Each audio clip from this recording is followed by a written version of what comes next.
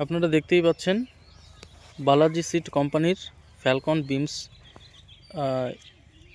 ইনি লাগিয়েছিলেন।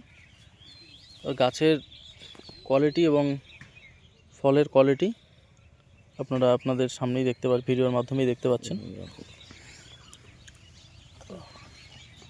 তো ইনি বলছেন এখন অবধি তিনি ফল ছিঁড়েননি, কিন্তু আমাদের মনে হয় যত তাড়াতাড়ি ফলটা ছেঁড়া যাবে তত তাড়াতাড়ি ফলটা আরও নামবে, নতুন ফল।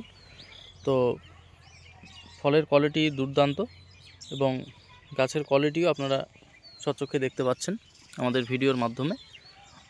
অসংখ্য কটব এবং অসংখ্য ফল গাছের মধ্যে দেখা যাচ্ছে।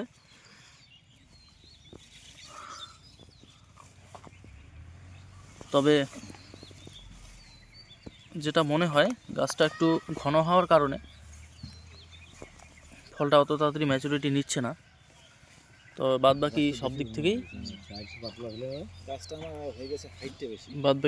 থেকেই ঠিকঠাক।